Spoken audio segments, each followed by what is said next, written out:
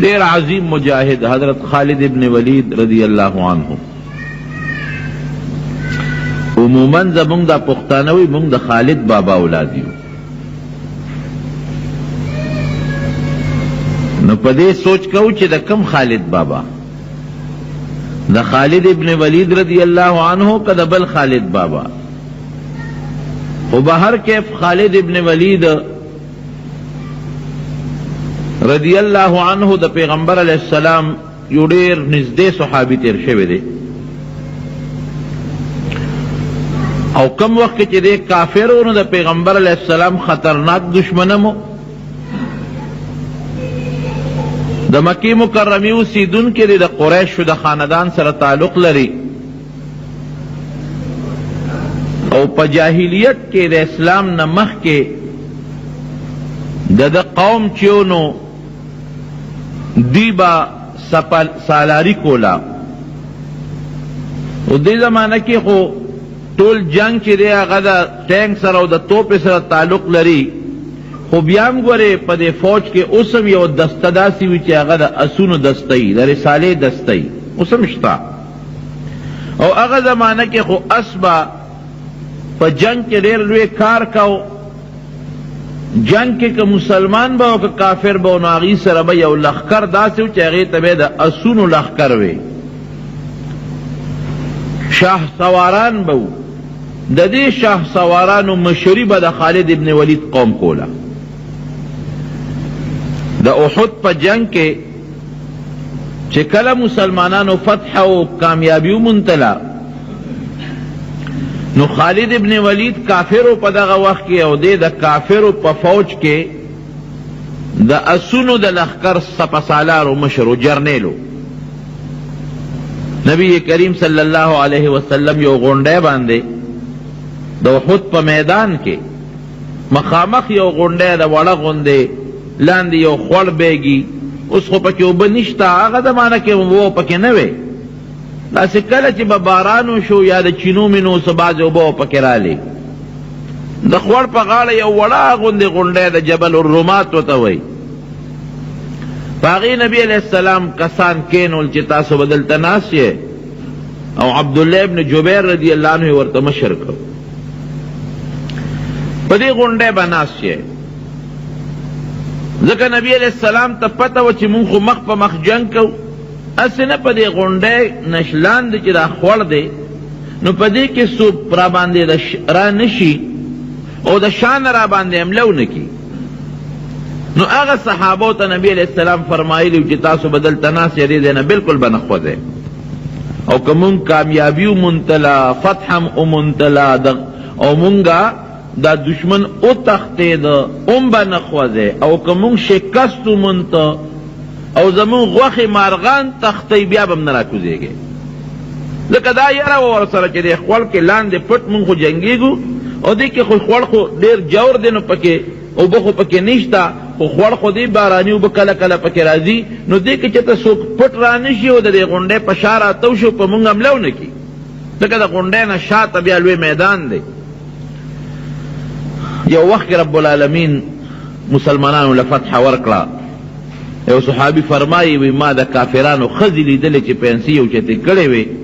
او د هغې غپازې ښکارېدل او منډې والې، او مسلمانان لګیا دي غنیمت غونډی. دغه غونډۍ باندې چې کم صحابه ناستو هغې وی موږ هم کوزېږو. چې کمې مشر دی عبدالله ابن جبیر رضی اللہ عنہ ورته نه به کوزېږې، د پیغمبر علیه السلام خبره م یاده نه ده چې نه به کوزېږې. هغې وی چې نه، نبي علیه السلام خو بېشکه مونږ ته ویلي و، اوس خو جنګ ختم شو. وی ګوره مونږ ته نبي علیه السلام ویلي چې که تاسو فتح ومونته هم به نه خوځئ او که تاوان بیا به نه خوځئ. وی نه ټیک دی، نبي علیه السلام ویلي خو هله چې کافر خو وی خو لاړه نه، هغه دې وتښتېده، مسلمانان لګیا دي غنیمت غونډئ، مونږ به هم کوز شو. سره اختلاف راغی په هغې کې، بعضې کسان را کوز شو او بعضې کسان په هغه غونډۍ باندې پاتې شو. هغې وی مونږ د نبي علیه السلام خبره نه غورځو، دلته به ناست یو، خو اکثر را کوز شو. خالد ابن ولید هلته نه د اسونو په لښکر مشر و، هغه چې غونډۍ ته وکتل یو ځل دو هغه په دې اټیک کړی نو د غونډۍ په شا په دې خوړ کې راتاوېده چې په مسلمانانو به د شان حمله وکړو، خو دغې صحابو به په دې غونډۍ په غشو ویشتل، نه دي به واپس وتښتېدل. خو چې ویې کتل چې غونډۍ خالي د ملګرو ته ویې راځئ، بس په هغه خوړ کې رالل پټ په پټه. مسلمانان خو بېغمه دي، هغوی خو لګیا دي غنیمت غونډۍ،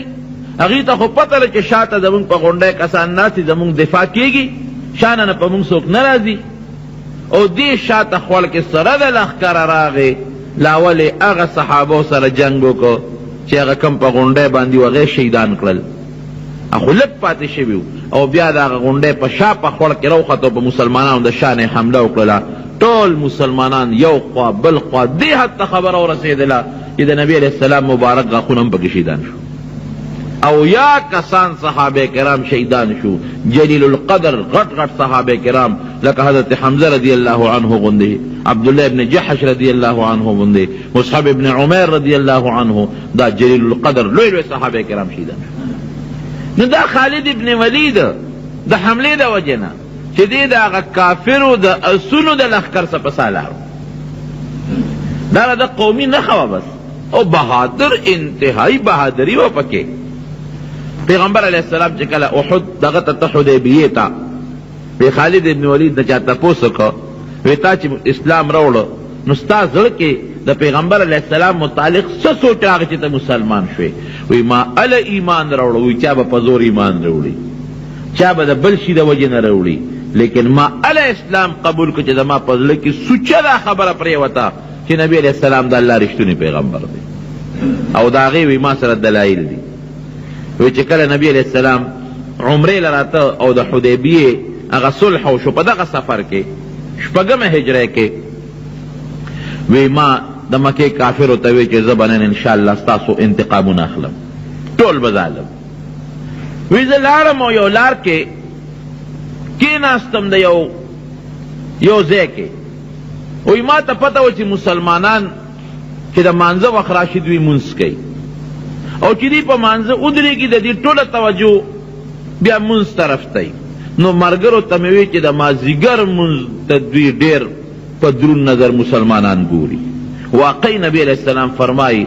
قرآن حکیم کې الله فرمایي حافظوا علی الصلوات والصلاة الوسطى، منځونه خو ټولو کې، خو ګورې د مازدیګر مونځ چې دی نه پاتې نشي. دا ډېر اهم مونځ دی د مازدیګر مونځ، دا د انسان د کار وخت دی، څوک د کار نه ستړي وي، څوک په کار کې مشغول وي، نو چې دې وخت کې خپل کار روزګار پرېږدي او الله ته ودرېږي، نو الله پرې خوشحالېږي. د مازدیګر مونځ دا ډېر زیات اهمیت لري. یو حدیث کې دا هم راځي چې زمونږ او د کافرو، زمونږ او د منافقینو په منځ کې فرق د سهار مونځ دی. بل روایت کې دا راځي چې زمونږ او د منافقینو په منځ کې فرق د مازدیګر مونځ دی. نو د مازدیګر مونځ دا ډېر اهم دی. اکثر زمونږ د زمیندار ورونو نه پاتې شي، د کار وخت وي، زه یې روي ماښام مونځ چې وکړم، د هغې نه پس بیا قضا وکړم، دا ګوره ډېره لویه ګناه ده، ډېره لویه ګناه ده. نو عموما د مازدیګر مونځ په خپل ټیم کول، چې وختي سړی د مازدیګر مونځ کوي په خپل ټیم باندې، دا ډېر لوی فضیلت لري. بهر کیف دته پته وه چې مسلمانان خو د مازدیګر مونځ به کوي، توجه خو دې مونځ ته، نو چې په مانځه ودرېږي او دوی په رکوع په سجده شي، موږ ناګهاني حمله وپرې وکړو، ټول مسلمانان به ختم کړو. دا سونو لوی لښکر دی، او مشر بیا خالد ابن ولید دی. وی چې موږ یو ځای کې اندازه غشتله، وی چې مې وکتل نو پیغمبر علیه السلام د مونځ طریقه بدله کړه. عصفان مقام دی، دا د مونځ طریقې بدله کړه. صلات خوف ورته وی قرآن کې الله مونږ ته ښولی دی. اوس خو ضرورت نه پیښېږي نو څوک یې نه کوي، خو ضرورت و. د هغې به یې داسې طریقه کوله چې په سفر کې عموما خلک 2 رکعته کوي د سفر مونځ، نو نیم قوم به کافر ته مخامخ ودرو، تاسو کافرو ته ودرېږئ، څوک حمله ونه کړي. نیم قوم به نبي علیہ السلام ځان پسې مانځه ته ودرو. قرآن کې الله هم داسې وایي. نو چې دې نیم قوم ته پیغمبر علیہ السلام 1 رکعت مونځ وکړ، نو دوی به لاړه د کافرو ته مخامخ به ودرېدل. هغه نیم چې کافرو ته به ولاړو، اب راغی نو پیغمبر علیہ السلام به هغوی ته 2 رکعت وکړ. د نبي علیہ السلام به 2 رکعته پوره شو، سلام به یې وګرځو. دې قوم هم خپل 1 رکعت پوره کړ، او بیا هغه قوم چې هغه لومبي رکعت به نبی علیہ السلام سره کړو هغې به رالل هغې به خپل یو رکعت پوره کړ نیمو به څوکۍ کوله د دشمن او نیمو به پیغمبر علیہ السلام پسې مونځ کو دا د صلات خوف طریقه الله قرآن کې نازله کړه نبی علیہ السلام الله پوی کړ چې کافر دی ګورې په انتظار دی او که په سجده پریوتې در باندې حمله کوي په دې طریقه صحابه ورته ووایي چې مونځ وکړئ ګوره مونځ دونه اهمیت لري دیو نه وي چې ورېږه مونځ قضا کې بیا به یې کوو نه نه مونځ کول خو پکار دی او هر یو صحابي وي چې زه ځان لمونځ نه کوم نبي علیہ السلام پسې کوم یعنې دا صرف کې دی شوه چې نیمو ته نبي علیہ السلام جمع کړی وې او نیمو ځان لمونځ کړی وې نه ځان لمونځ ثواب کم دی د جمع د مونځ ثواب زیات دی داسې ونه کړه چې تاسو به ځان لمونځ وکړئ مونږ به جمع وکړو تاسو زمونږ څوکۍ کوئ نه نیم مونځ به ما پسې تاسو وکئ بیا به څوکۍ وکئ بیا به هغه نور راشي نیم به ما پسې وکړي نو هغې به هم خپل پوره کړي هغه یو چې تللی دی او تاسو هم یو رکعت چې در نه فوت شوی دی پوره کړئ د دواړو به د جمع مونځ نبي علیہ السلام پسې وشي دا د مونځ اهمیت دی ولې وی چې مې وکتل داسې چې حمله کوو اوس نیم خلک صحابه مونږ ته ولاړ دي چې بیا مو قتل هغه نیم لاړل نبي علیہ السلام پسې مونځ وکړو چې هغه ړومبو کم یو رکعت کړو الال الله ته ودرېدل وی ما وی چې دا د خدای رښتونی پیغمبر معلومیږي چې زمونږ پړه کې د حملې اراده وه نو الله ورته د مونځ چلو خو چې داسې طریقه باندې مونځ وکړه هم به څوکۍ وشي هم به مونځ شي وی ملګرو ته مې چې راځئ خوند یې ونه کړ وی بل ځای یو لاره را روانه وه او په هغې لار کې د یو غونډۍ لاندې مونږ ورته کېناستو او په دې نیت و چې په صحابه ووړي او نبي علیہ السلام په دې غونډۍ بس مونږ به ناګهاني د آسونو لوی لښکر دی را سره به حمله به پرې وکړو او چې هغې ځان جوړوي بس مونږ به بېغمه کړي وی ناس یو راننل هلکه څه چلو شو وی چې پته مو لګېدله نو پیغمبر علیہ السلام هغه لار پرېښې وه او بله لار باندې روان شوی وی ما وی چې ګوره سمه لارې پرېښودو په بله لار معلومیږي دا چې دا رښتونی پیغمبر زموږ د دې ارادې نه الله خبر کړی دی حدیبیې ته چې ورسېده وی مونږ بیا تاویدو د خپل لښکر سره مونږ وی چې موقع ګورو حمله پې کوو وی دې کې را باندې د پیغمبر علیہ السلام ناګهاني لښکر راغی ټول یې ونیولو ګیرې کړو ځان تو شو ملګرو ته مې وی چې لاس پې مه خوځوئ که خوځوئ خو دا خو صحابه دي او د خپل پیغمبر حکم یې ځان هم وجني موږ هم وجني نبی علیہ السلام ته پیش کړو چې ور مخامخ شو نبی علیہ السلام مبارک راته وفرمایل چې ګور یو ځل تاسو اراده وکړه ما ته الله اطلاع راکړه نو ما مونځ طریقه بدله کړه بیا تاسو اراده وکړه نو ما الله بیا اطلاع راکړه نو لار مې درته بدله کړه نو بیا روانې کوې زه ما معاف کړی وی ټولې مو خوشي کړو معافې کړو وی زما زړه کې دا خبره راله چیرې معلومیږي دا چې دا رښتونی پیغمبر دا دروغجن پیغمبر نه دی وی چې کله په اومه هجره کې نبی علیہ السلام عمرې له راته عمرة القضا ورته وایي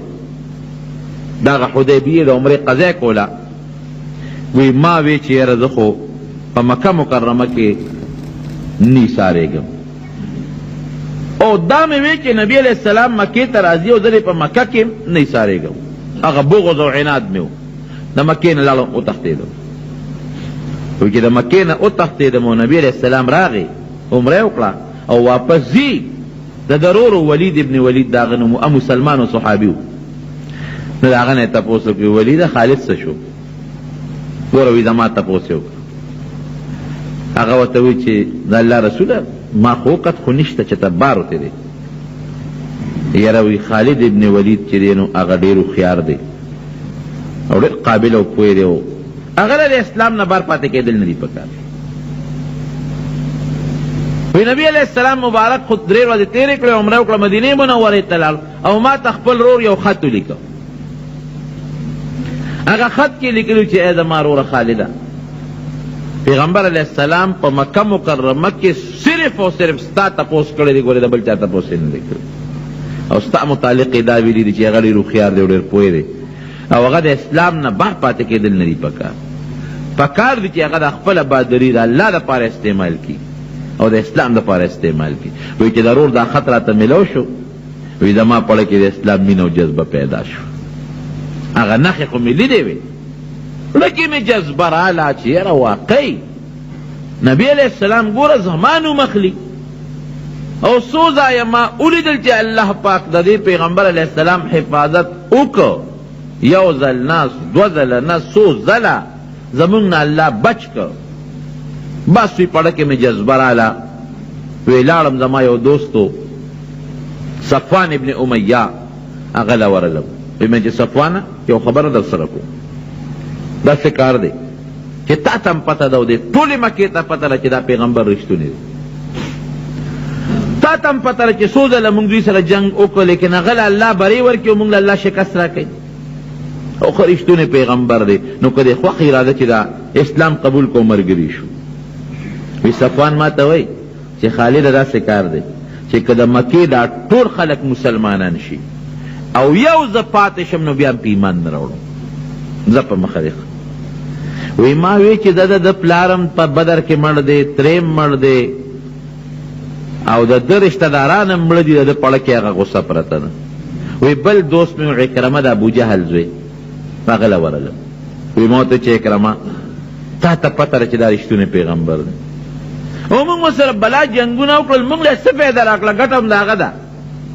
او ګورې ملګري زیاتېږي او چې وروسته بیا ته مسلمانېږي او زه مسلمانېږم بیا به ښه نی. او رښتونی پیغمبر دی که دې خوښ زه چې ځو چې د اسلام قبول کو. وی هغه ما ته وی چې چپ قطعا په ټوله دنیا که مسلمانان شي نو شي دي، خو که ته مسلمانېږې شه خو زه به دا کلمه د اسلام په خولې قطعا تر مرګه پورې ونه ویم. وی ما وی چې د پلارم په بدر کې مړ دی، د پړه کې هغه غوسه پرته اگر چې وروسته دا همدغه عکرمه الله مسلمان هم کړ. وی بل یو دوست مې عثمان ابن طلحه هغه له ورغلم، وی هغه ته مې چې عثمانه دا هغه مشهور عثمان رضی الله عنه دا بل عثمان دی، داسې کار دی چې تا ته هم پته ولګېده او ما ته هم پته ولګېده چې دا رښتونی پیغمبر دی. الله هر ځای کې د دې امداد کوي او ما خو پرې ډېره حملې وکړه والله خبر کې څه دی خیال دی. وی عثمان ما ته وی چې بالکل یاره ما ته هم د الله رښتونی پیغمبر ښکاري. وی ما ورته وی چې اسلام نه قبلو چې مسلمانان شو. وی هغه وی چې زما مړه کېږي. وی مې چې زه چې ځو، وی ما ته وی داسې کار دی یو ځای نه وځو، دا خلک را باندې شکي کېږي، ته م ځه او زه به م ځم او یو خاص ځای یو بل سره نیټه کړه، هلته ته مخکې ورسېدې زما انتظار کوه او که زه مخکې ورسېدم ستا انتظار به کوو، هلته نه به یو ځای ځو. وی بړه مې خوشحاله شو، اس مې برابر کړ، ووتم. چې ووتم هغه ځای ته ورسېدم، هغه عثمان ولاړو، دواړه روان شو. اتفاقا یو بل صحابي دی حضرت عبدالله ابن عمرو، حضرت عمرو ابن العاص رضی الله عنه، عمرو ابن العاص هغه راغی. دا عمرو ابن العاص حبشې ته تللی و، دا د مکې د قریشو د کافرانو سردارانو دوی په مکه کې راغونډ شو او میټینګ یې خپل منځ کې وکړ او دا عمرو ابن العاص صحابي وی د ټولو مشرانو ته د مکې د هر قوم ملک پکې ناستو او قبایلي خلق لکه د ملکانو نظام. نو دی ورته وی د عمرو ابن العاص د مشرانو ته چې تاسو ته خو پته ده چې د پیغمبر دا دین زیاتېږي او خورېږي،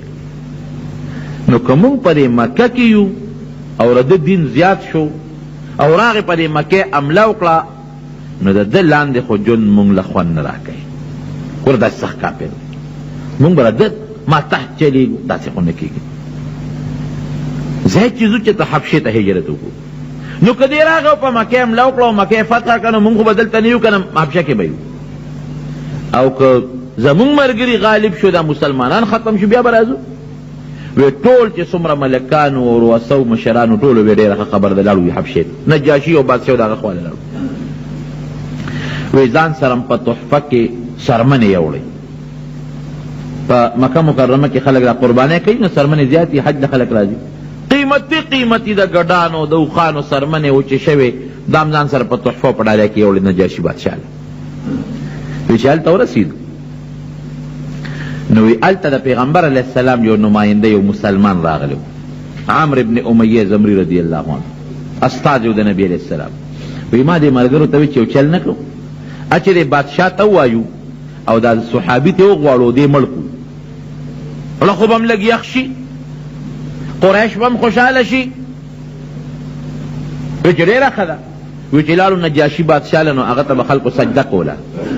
نو ما ورته سجده وکړه نو چې پاسېدم ما ورته چې زه خو د قریشو د مکې نه راغلی یم او وی چې څه دې راوړي دي په تحفه کې مې چې صاحب ډېره قیمتي سرمنې مې راوړي دي وی ډېره ښه ده را سرمنې مې ورته پیش کړې وی ما ورته چې صاحب یو سوال درنه کوم وی وایه څه وی وی مې چې د یو سړی استاره د مجلس نه ووته او زمونږ د دشمن استازی دی نو که دا سړی دی راکه او مونږ مړ که نو زمونږ به پې دا خوا یخه شي وی چې دا خبره مې وکړه نو هغه نجاشي بادشاه لاس اوچت کړ او دې پوزې یې راس خلاص کړ ډېر غصه شو مخ یې تک سور شو وی ما وی چې دا بادشاه خو ډېر سخت غصه شو وی فورا مې ورته سجده وکړه وی مې چې صاحب که ما ته پته و چې ته په دې خبره خفه کېږې ما به د خولې نه نه ویستې او بس زه معافي غواړم وی ما ته وی نجاشي بادشاه چې ای د مکې خلکو ډېر قمقل یې هوښیار نه یې زما د په رب قسم چې دا ستاسو دا ملګری چې دی محمد صلی الله علیه وسلم دا رښتونی پیغمبر دی دله هغه فرشته راځي چې کومه به زمونږ موسی علیه السلام له راتله او بدبختو لړ شه ایمان پې راوړی کامیابي په دې کې چې تاسو په هغه ایمان راوړی وی ما وی چې ښه وی او وی مې چې لاس را دې خوا که زه خو ستا په لاس هغه سره بیعت کوم وی لاس مې ور مخکې که او هغه نجاشي بادشاه له مې لاس ورکړه چې ما د نبي علیه السلام سره بیعت دی وی ملګري مې په ځای پرېښودل راله مکې مکرمې یا خو تلی و چې هسې نه نبي علیه السلام مکه فتح کړي نو زه به د هغه لاندې ژوند تېروم او یا الله یې اسلام پاله کې واچوم نو چې دې په لاره ته نو دا خالد ابن ولید او هغه عثمان دواړه ورسره میلو شو هلکه عمره څه کې وی رښتیا راته ویم وی او وی څه خو به راته وایې نه وی نه امن دی وی او یاره ویله کې مې اسلام پروت دی زه خو نبي علیه السلام نه زه مسلمانېږم وی مونږ خو هم په دې اراده یو دوی واړه لاړل مدینې منورې چې مدینې شریفې ته ورسېدل نبي کریم صلی الله علیه وسلم چا خبر کړی چې د الله رسول درې واړه دا درې واړه د مکې مکرمې سردارانو را روان دي او د اسلام په نیت را روان دي د دواړو جهانو سردار مبارک ډېر زیات خوشحاله او د درور ولید هغې وله مخې له ولېږه چې شا بې ورشه خالد ابن ولید وایي چې ما د مدینې منورې نه بعد ولمبل جامې مې ښایسته ښکلې بدلې کړې او چې را روان شو نورور مې راله مخې له راغی او راته وایي چې مبارک د شاه هله شاه به نبي علیه السلام هم ستاسو په انتظار جومات کې ناست دی او ډېر زیات خوشحاله دی وایي چې ما را منډه کړې وی نبی علیہ السلام مبارک را پاسید قسم پا اللہ وی اگر ورځ مې یېره نه ده په زندګۍ کې او په ژوند کې اگر ورځ زما یېره نه ده چې د دواړو جهانو سردار مبارک ودرېد په هغه خپل ځای باندې او د هغه مخ چې کوم رڼا وکړه او کومه سرخي پکې پیدا شوه او د خوشحالۍ نه په سترګو مبارکو کې اوښکې وبهېدلې مونږ یې درې واړه ځان ته رانږدې کړو لاول عمرو بن العاص اسلام قبول کو بیا ما قبول کو بیا عثمان قبول کو او مونږ له اسلام زیری راکو او ما ورته ووې چې د الله رسول ما خو ډېر جنګونه کړي دي او ډېر مسلمانان صحابه مې وجلي دي د دنیا مې له لاسه مړه دي ما له د الله په دربار کې بخښنه غواړه وی نبي علیه السلام مبارک لاس اوچت کړه چې یا الله دې خالد چې څومره د اسلام نه مخکې ګناهونه کړي دي او زیاتي یې کړي دي پروردګاره زه وله سفارش کوم الله ته ورته معافي نصیبه او الله ته اسلام په سچه په رښتونې پروردګاره قبول کړي هغه زما ملګری ورته وایي عمرو بن العاص چې زه به هله ایمان راوړم چې الله زما مخکې وروستو ګناهونه وبخي وی ای عمره اسلام یهدم ما کان قبله د هغې نه مخکې چې څومره ګناهونه دي کړي خو چې مسلماني دې قبوله کړه او اسلام دې راوړه ټول ګناهونه درته الله معاف کوي مسلمان شو رب العالمین مسلمان هغه ملګري راغی مکې مکرمې ته بیا دوباره او دی وایي چې بس ما یو ځل هجرت وکړو زه به د پیغمبر علیه السلام د خوا نه د مدینې منورې نه ډوخوځم نه عظیم الشان مجاهد ته جوړ شو جناب داسې مجاهد چې تقریبا 1.5 غزاګانو کې شرکت کړی دی او داسې شرکت نه په هر جهاد کې په هر جنگ کې د مسلمانانو جرنیل به لومبي جنگ یې غزوه موته کې کړی دی نبی علیہ السلام دې په جنگ کې ولېږه او مقابله د روم د بادشاه د یو والی سره وه د غسان د بادشاه سره او ډېر په زرګونو فوج و د هغه او مسلمانان 3 زره لاړل نبی علیہ السلام او فرمایل وی لومبی جنډه به زید ابن حارثه سره که دې شهید شو نو بیا به جنډه جعفر سره د علي صاحب ورو او که هغه شهید شو نو بیا به جنډه د عبدالله ابن رواحه سره او که دیم شهید شو نو چې کم صحابي جنډه اوچته کړه بس هغه سره دی. یو صحابي فرمایي چې دا خبره وکړئ مې چې دا درې واړه خو شهیدان کېږي، ځکه چې نبي هم وفرمایل چې هغه شهید شو ده سره وي، که دې شهید شو ده سره وي، که دې شهید شو بس وی پوه شوم چې دا درې واړه خو شهیدان کېږي. اوس خولې مبارکې نه چې وختل شهیدان کېږي. جناب جنگ وی ډېر سخت ګرم شو، چې ګرم شو نو زید ابن حارثه رضی الله عنه سره جنډه وه، هغه ولګېد په توره باندې شهید شو. نو فورا حضرت جعفر ورمنډه کړی، هغه جنډه په لاس کې ونیوله. نو مسلمانانو امیر چې به هغه به جنگ کې مخکې جنګېده، وی یو کافر پې راټوپ کړو دا ښې لاس یې ولوو، دی دې پرې کړه، نو ده په دې ګس لاس جنډه ونیوله. نو هغه پې په شرق ګزار وکړه، دا ګس یې ترې ووو، نو په دې غیږ کې په دې خانګو کې جنډه راټینګه کړه، سپینه جنډه وه د مسلمانانو چې دا ونه غورځېږي. نو چې هغه پې غزار وکړه دی شهید کېده، نو عبدالله ابن رواحه ورمنډه کړې، جنډه هغه اوچته کړه، ځمکې ته یې پرې نښوده. نو بل کافر په هغه راغوټه شو، هغه شهید شو. چې هغه شهید شو نو خالد ابن ولید ورمنډه کړه، جنډه اوچته کړه. نبی کریم صلی الله علیه وسلم په مدینه منوره کې په خپل محراب کې ناست دی او صحابه ورسره ناست دي، او دا خو د میاشتو په مزل لرې سفر ته تللي دي. همدغه ټیم کې د دواړو جهانو سردار مبارک سترګو نه اوښکې روانې شوې. صحابه خو پوه شو چې څه چل دی، الله رسوله څه چل دی. وی ما ته الله د غزوې موتې واقع را مخکې کړه، داسې راته وښوله. صاحب څنګه دي صحابه کرام؟ نبي ته هم وفرمایل وی زید ابن حارثه شهید شو، ما ته الله وښو. نو جنډه جعفر ونیوله، جعفر هم شهید شو. نو جنډه عبدالله ابن رواحه ونیوله، عبدالله ابن رواحه هم شهید شو. نو جنډه د الله د تورو نه یوې تورې ونیوله او د ده په لاس به رب العالمین مسلمانانو له فتح ورکوي. دا حضور پاک مبارک ته الله تعالی د وحی په ذریعه او د کشف په ذریعه ټول منظر وښو. خالد ابن ولید چې جنډه لاس کې واغېسته، شپه پرې راغله، صحابه هم ډېر کمزوري شوي، ټول زخمیان هم وو. ده دا چل وکړه چې د فوج کې فورا ترتیب بدل کړ، چې کوم وروستو صفونه هغه یې مخکې کړل، چې کوم مخکې وو هغه یې وروستو کړل. ښي طرف والی یې ګس ته واړول، ګس یې وروستو واړول، فوج یې مخکې وروستو کړو. ملګرو ته یې راځئ چې سهار وختي شو حمله وکړه، چې کافرو وکتل هغې وي چې مسلمانانو له خو نوي لښکر راغلی دی، ځکه دا چې کوم مونږ سره جنګېږي دا خو دا څوره نو دا نوی لښکر راغلی. داسې جنګ یې وکړه، داسې جنګ چې هغه د زرګو لښکر د کافرو له شکست ورکړو، مسلمانانو ته رب العالمین فتح ورکړه. او په یو ورځ باندې خالد ابن ولید وی چې زما په لاس کې 9 تورې ماتې شوې. داسې جنګ یې کړی، 9 تورې مې په لاس کې، یو ماته شوه، بله مې وغوښته ام ماته شوه، بله مې وغوښته، 9 تورې مې په لاس کې ماتې شوې. او دونه د نبی کریم صلی الله علیه وسلم سره محبت او مینه وه چې د حضور پاک مبارک ویښته ورسره و، د سر مبارک ویښته. نو چې جنگ لبته نو هغه ویښته به په خپل پټکي کې ټوپی کې ومنډل، نو جنگ لبته. وی افسوس او افسوس چې دا ویښته مبارک زما په سر پراتی، سوال نه پیدا کېږي چې ما له څوک شکست راکړي. بهادر انسان هر یو جنگ کې. حنین کې چې کله نبی علیہ السلام مکه مکرمه فتح کړله او بیا لاړ حنین ته، نو دې مقدمة الجيش ورته وایي د مسلمانانو د لښکر چې کومه مخکنۍ سره د هغې کمانډر ان چیف او جرنیل و.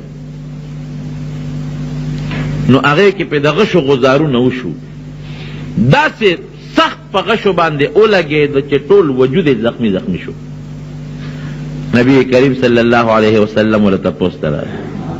دی پروت و په هغه بستر باندې او وجود یې زخمي و،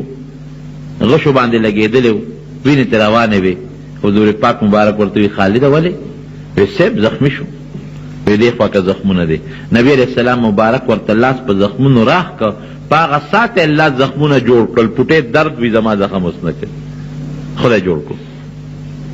طائف جنگ کې شامل شو، هغې کې رب العالمین ورته فتح ورکړه. څومره چې د دې نه پس د نبی علیہ السلام مبارک په زندګۍ کې جهادونه شوي دي، هغې کې شامل و. او بیا د حضرت ابوبکر صدیق رضی الله عنه زمانه کې، د حضرت عمر فاروق رضی الله عنه زمانه کې چې کوم جنگ به و بس جرنیل به دی، حضرت ابوبکر صدیق رضی اللہ عنہ زمانہ کې د شام گورنر شو، بیا د شام گورنر. حضرت عمر فاروق رضی اللہ عنہ په زمانہ کې د شام گورنر او داسې جیبه انسان وکنه، دومره بهادر چې عمر فاروق رضی اللہ عنہ راغی ابوبکر صدیق ته چې دا سړی د گورنر نه لرکه. وی ولی وی دې ستا خبره نه مني، اخو ځان له یو فوجي جرنیل وکنه، هغه خپل بس دا یو مسله و د په ذهن کې چې بس د به خپله خوښه به یې کوله، د مسلمانانو د خلیفه خوښه به یې نه کوله، بس جهاد له به ته که دي به ورته داسې مه کوه، بس په دې کې د چا نه منله.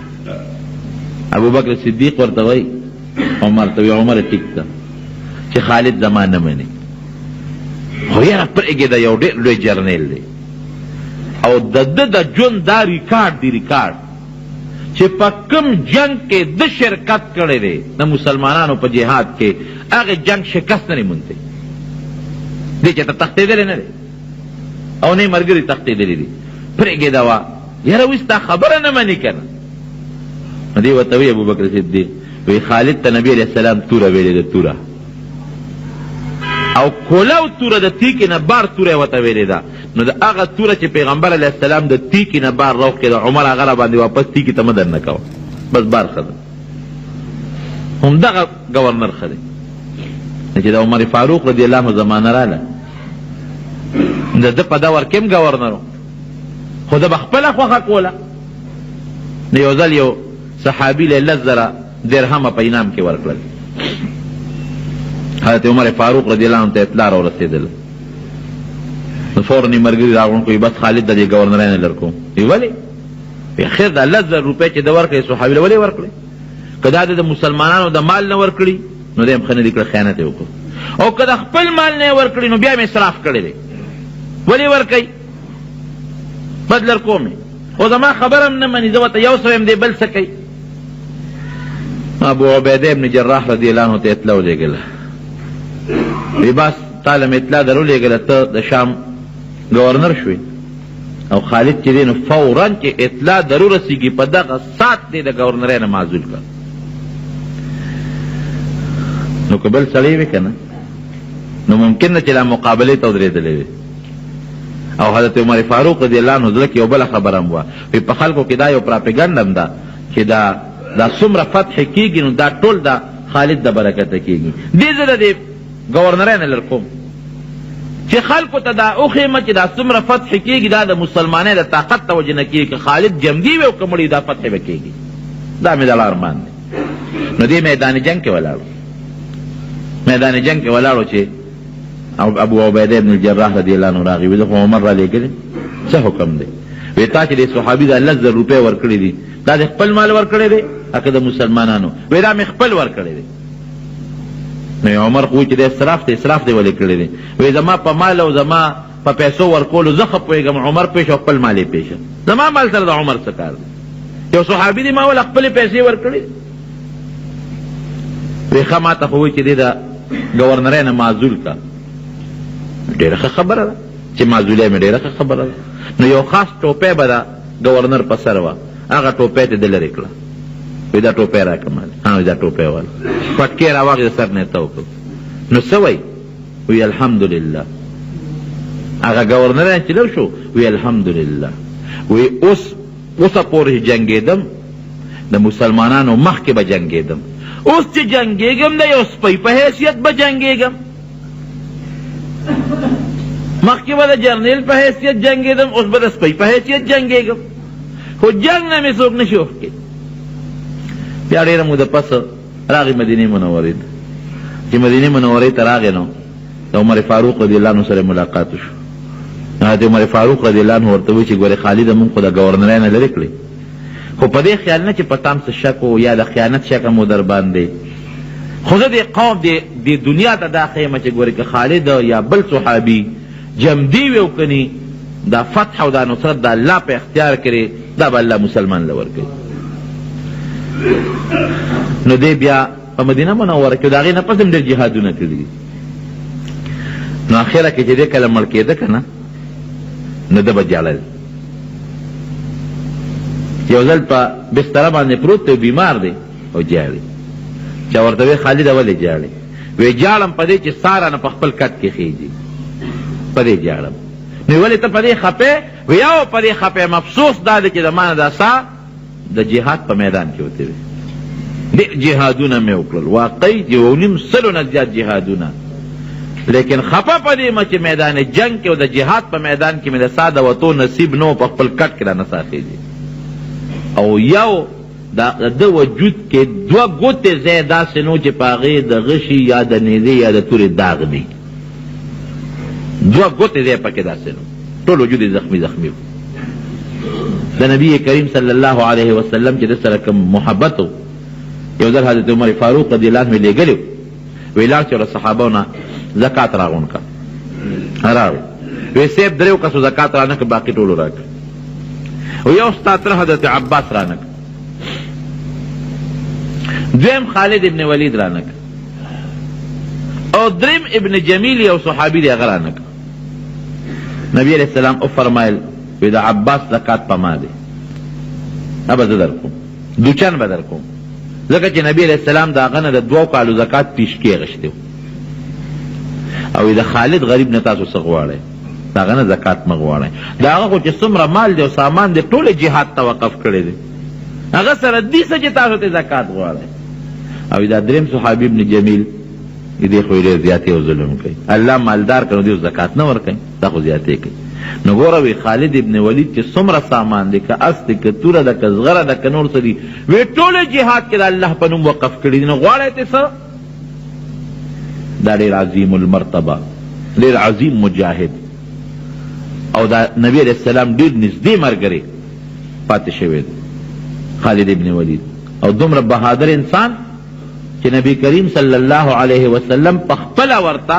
د سیف الله لقب ورکوي. سیف من سیوف الله، دا الله د تورو نه توره ده. او زه اکثر طالبانو ته هم دا خبره کوم چې همدې په خپل کټ پودي کې ولې مړ شو، دې میدان جنگ کې ولې شهید نه شو؟ د هغه خو دا خوښه وه چې در میدان جنگ کې شهید شم.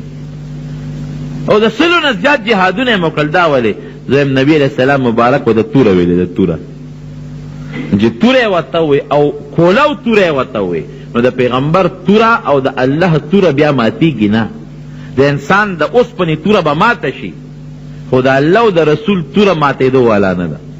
پیغمبر علیه السلام ورته د الله توره ویلې ده، دا به جنګ کې نه ماتېږي، ځکه په خپل کټ پوزي ته څه وختله.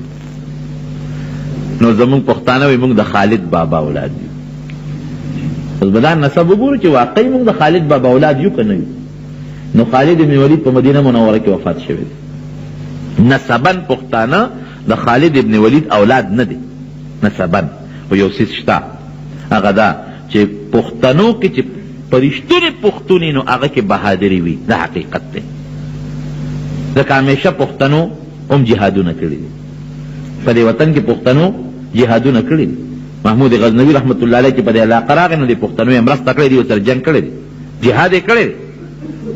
د سیکانو په مقابله کې دې پښتنو جهادونه کړي دي.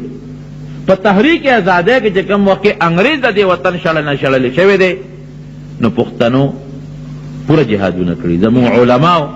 ستاسو پښتنو مشرانو ټولو په شریکه ښه مضبوط جهاد کړی دی. باباجي صاحب رحمت الله علیه ته وګورئ کوم ځای کې پروت دی، دا خو د انګریز د جهاد د وجې نه مومندو ته تللی دی، په مومندو کې د هغه قبر دی. او باباجي صاحب رحمت الله علیه سره چې کوم خلک وو هغه هم ټول پښتانه مجاهدین. دا چې تاسو وینئ ځای په دې د اوږده اوږده قبرونه چې ته ښکاري، دا غټ غټ قبرونه، نو دا غټ غټ قبرونه دا نه چې دا پکې یو سړی ښخ دی، دا چې ته جهاد کې مرګري جهاد کې چې د مسلمانان شهیدان شوي، نو هغې بیا یو قبر ایستی یا په یو ځای ښخ کړي وي، نو په هغې باندې یو اوږد څلی جوړ کړي، نو دا ځکه دا یو قبر ته جوړ شوي وي.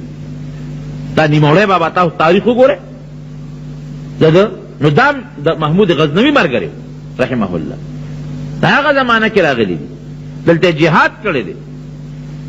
او بیا دغه ځای کې سره د ملګرو شهید شوي دي، نو دا ځای کې قبر دی ورسره ملګري هم دي. نو پښتنو په هر میدان کې د حقیقت دی د باطل مقابله کړې ده. انګریز که خدای پاک ایستی دی، دا بېله خبره چې نوم پکې د بل او د بل کېږي. زه اکثر دا خبره کوم، وی پلانکي د پاکستان د ازادۍ تجویز پیش کو، پلانکي پکې خوب ولید او ملک آزاد شو. مې دا جوړ په خوبونه ازادېده، په خوب ملک ازادېږي یا په سوچ وي د فلان کې سوچ پیش کړم زه خو به زرګونه سوچونه پیش کړم نو زما په سوچ خو ملک نه ازادېږي تا تپوس وکړئ زموږ مشران وګورئ شیخ الهند صاحب رحمت الله علیه مولانا حسین احمد مدنی رحمت الله علیه عبید الله سندی رحمت الله علیه دا تاریخ ته د علما وګورئ قسم په الله چې حیران بشئ یو مورخ لیکي یو انګریز مورخ وی دغه زمانه کې زه روان یم وی په هندوستان کې دلی نه روان یم وی یو اونې پورې د یو عالم وجود تړلی شوی دی شهید پروت دی دا علما به صاحبه د خنزیر او د سور په سرمن کې بند کړل او ټکونه به تیر کړل او بټو ته به د اور بټو ته د چونې بټو ته به یې غورځول د علماو او د پښتنو تاریخ ته د قربانونو ډک پروت دی نو که څوک وایي چې پښتانه د خالد بابا اولاد د نظام دا به نسبي نه دا به روحاني اولاد دي لکه څنګه چې هغه کې بهادري وه دارنګې پښتون خو چې سوچه مسلمان پښتون وي هغه بیا بهادري په بهادرۍ کې تحریک ازادۍ کې د علماو شات او درېدو کې هر مقام کې په میدان کې وتو کې الحمدلله د پښتنو یو تاریخ شته دی خدا نه چې نسبي د خالد بابا اولاد یو نه نسبي ما ته پته نه لګي او که بل چا ته پته لګي چا ته تاریخ معلوم وي به خو روحاني موږ دا دعوه کوو موږ مسلمانان الحمدلله دا دعوه کوو ګوره څومره زموږ خلک چې عبادت کوي بدني دا ګورې بل قوم نه کوي تاسو لاړ شئ سند ته ولاړ شئ او د نورو علاقو ته لاړ شئ دا تبلیغ والا اکثر دي هغې نه تپوس وکړئ یقین وکړه چې په روژه کې هغې ودونه کوي روژه پېژنیم نه چې ډېر خلک دې بانډو کې روژه پېژنیم نه چې زه روژه نیسم د خدای فضل دی زموږ پښتانه ښې روژې نیسي د الله فضل دی یو څیز کې موږ لږ کمزور یو چې د مالي عبادت کې بیا موږ نه یو شوي مالي عبادت کې نه یو شوي هغه خلک په مالي عبادت کې تکړه دي خو بدني عبادت کې که جهاد دی که هغه مونځ دی که هغه روژه ده که هغه بل عبادت دی هغې کې پښتانه بیا تکړه دي خو چې یاره پښتنو سره سوچه مسلماني وي ګورې دا پکې شرط دی سوچه مسلمانی چې وي پکې الحمدلله مونږ پښتانه یو مونږ سوچه مسلمانان یو نو مونږ د خالد بابا نه چې د هر صحابي اولاد یو مونږ د نبی کریم صلی الله علیه وسلم هم روحاني اولاد یو ځکه نبی کریم صلی الله علیه وسلم دغه فرمایي هر تقی هر پرهیزګار سړی او هر پاک انسان دا وي زما اولاد دی بهر کیف صحابه کرامو چې قربانۍ کړي دي نو الله دې د هغې له د هغې په آخرت کې په جنت کې بهتر اجرونه نصیب کړي ځکه چې دا د هغې ژوند د قربانونو ډک دی قسم دې کور پرېښودی دی نبي علیه السلام چې کله مکه مکرمه فتح کړه یو صحابي وله راغی وی د الله رسوله وی ما له هغه خپل کور خو د کافرو نه واله کړه ځکه چې دې هجرت کړی و مدینې منورې ته نو کورونه ترې پاتې شو هغه کورونه کافرو قبضه کړل خو اوس خو موږ مکه مکرمه فتح شوه نو ته مهرباني وکړه زما هغه کور دی هراله راکړه نبي اسلام مبارک ورته اشاره وکړه دې خوا راشه غوږ کې ورته پټه خبره وکړه صحابي روان شو بس ټیک شو جي صحابین چې تپوس وکړه وی حضور پاک مبارک درته څه وایي وی ما ته وی چې د کم کور دی د الله په نوم پرېښی دی او هجرت کې ترې کړی تپوس یې مه کوه وی چې بلکل یې نه کوم هغه کورونه بیا هغوی واپس رالل مکې مکرمې ته فتح یې کړه نبي علیه السلام مبارک وي چې کم کورونه هم د الله په نوم پرېښي دي بس پاتې مې غواړه وی نه غواړو اسم نشته کورونه پاتې ځمکې پاتې پیسې پاتې بچي قربان ذکر الله صفت دی په قرآن کې والذین معه اشداء علی الکفار د کافرو مقابله کې سخت رحماء بینهم یو بل سره شیر و شکر رحماء بینهم افسوس دی نن زموږ مسلمان کافر پرېښی دی خپل منځ کې سره یو بل باندې سختی کوي یو بل سره ظلم کوي اخرت خو ير دی ځمکه خو ير چې ځمکې له بمزو تراهم رکعا سجدا یبتغون فضلا من الله ورضوانا پیغمبر ته ورته ګورې هر وخت پر رکوع په سجده پرتی او د الله فضل د الله نه غواړي او دا مثال تورات کې د دې ذکر دی دا په انجیل کې ذکر دی نو صحابه بهتر مخلوق دی د الله د نبی علیہ السلام صحابه ځکه د حضور پاک ډېر لوی خدمت یې کړی د نبی علیہ السلام نه په دې سینو غشي تنبولي دي د نبی علیہ السلام مبارک نه په تورو باندې په خپلو سینو د تورې غزارونه تنبولي دي او دا زموږ دین خو چې موږ ته رسېدلی دی خو د هغې برکت دی الله دې موږ هم د هغې په نقش قدم روان کړي او پروردګار دی زموږ هم د دواړو جهانو خیر نصیب وګرځولی که یو سړی حج ته لاړ شي او په ده دلته قرباني واجب دی به دلته قرباني کوي او که نه به کوي د دې داسې مسله ده، دا لږه اوږده خبره ده. یو سړی چې حج لځي نو دی کې دې ځای نه لاړ شي، نو څوک مدینې منورې ته د حج نه مخکې ځي او څوک ترې وروسته ځي. نو چې کوم سړی مدینې منورې ته د حج نه مخکې ځي نو د هغه دا قاعدې چې دی څنګه مکې مکرمې ته ورسېږي نو دی یو ورځ به تېرې کړي، نو په درېیمه یا په څلورمه ورځ باندې دوی فورا دیږي مدینې منورې ته. نو بیا مدینه منوره کې د ده 8 ورځې پوره کېږي، نو بیا واپس راشي مکې مکرمې ته. نو دی چې د دې ځای نه لاړ مکې مکرمې ته او د مکې مکرمې نه بیا لاړ مدینې منورې ته او د مدینې منورې نه واپس راشي مکې مکرمې ته، نو چې د مکې مکرمې ته د مدینې شریفې نه واپس راشي نو که د ده او د حج د ورځو په منځ کې راکوټې غوندې نسخه ښیي چې کوم انسان د قیامت لویه ورځ د حساب کتاب میدان او الله ته مخامخ کېدل، الله ته پیش کېدل، دا ځان ته رامخکې کي او د دې په زړه کې یره راشي، هیبت راشي، دا د انسان دپاره لویه کامیابي ده. د قیامت ورځ او حساب کتاب او د هغې مقصد هم دا دی چې انسان په دنیا کې نیک عمل وکړي، دی په دنیا کې الله یاد کړي او د الله نه غافل نشي. زمارونو دا د انسان فطرت دی چې یره د انسان په سر وي نو دی ټیکي، او که یره نی نو انسان خو څه کوي چې د څاروي په سر هم یره نی نو دی بې سری. هغه څاروی چې ګوره بعضې څاروی وال کوي په هغه خپل مالک یرولی نو چې هغه مالک ورته را مخامخ شي نو د هغه نه رستو کېږي، او چې د مالک نه بغیر بل څوک ور مخامخ کي نو ښکرې ورته اړمې کي. د څاروي په زړه کې هم چې یره یې دې ټکي چې یره نی دی بې سری. دغه رنګې د کمو بچو په زړه کې چې د مور او پلار یا د سکول د استاد یا د دیني استاد یری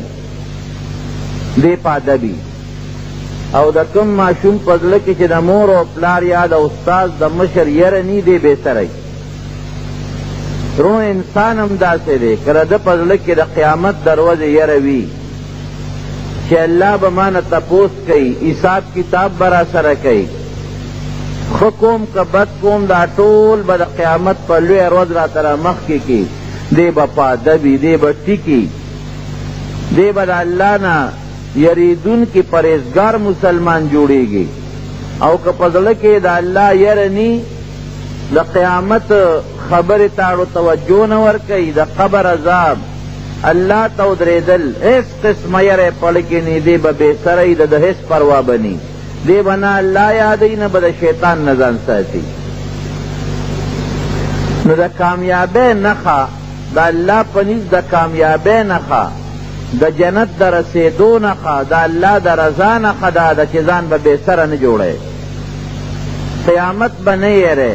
د قبر عذاب به نه یری، الله به نه یری، حساب او کتاب به نه یری. دا به ستا یقیني چې دا ټولې خبرې مخکې را روانې دي، زه ورسره مخامخ کېږم. ګوره لوی لوی صحابه کرام دی، حضرت ابوبکر صدیق رضی اللہ عنہ څومره د لوی مرتبه خاوند دی، لیکن د الله یره په زړه کې دومره پرته ده چې سړی حیران شي. یو مرغۍ یو باغ کې ګرځېده او ټوپونه یې وال. حضرت ابوبکر صدیق فرمایي یاره افسوس چې دا مرغۍ هم زما نښه ده. چا ورته وی ته خو د نبي علیه السلام جلیل القدر صحابي او د جنت زیر ستا متعلق شوی دی، الله ته خوښ ډېر زیات، نو ته د مرغۍ امید ولې کې؟ یره وی که دا مرغۍ مړه شي مرګ وله راشي نو ختمه به شي، او زما څه پته لګي که د الله قهر را باندې راغی او د خدای غضب ونیوم نو بیا ماله ختمېدل نشته. حضرت عمر فاروق رضی اللہ عنہ څومره د الله نږدې صحابي دی، د پیغمبر علیہ السلام نږدې صحابي دی، الله ته خوښ بنده دی. یو ډکې یو ځل راواغېست، رکوټې غوندې ډکې، هغه یې راوچت که وی دا ډکې ما نه ښه دی چا ورته وی یو ډکې وی او که دا اور کې وغورځېږي نو لوقړه به شي لمبه به شي ختم به شي خو که زه د جهنم اور ته ننوتم او الله راته په قهر کړي نو بیا وله ختمېدل نشته زما وروڼو دقه اصلي د کامیابۍ شی همدا دی اصلي د کامیابۍ شی چې زړه کې د انسان بې سرتوب نه وي او د انسان په زړه کې هر وخت د الله یر او د الله فکر وي دا د کامیابۍ نښه ده حضرت عمر رضی الله عنه د مدینې شریفې په کوڅو کې سره د دې نه چې بادشاه او د مدینې شریفې په کوڅو کې به ګرځېده د خپل رعیت او د خپل قوم او د خپل ملت خیال به ساته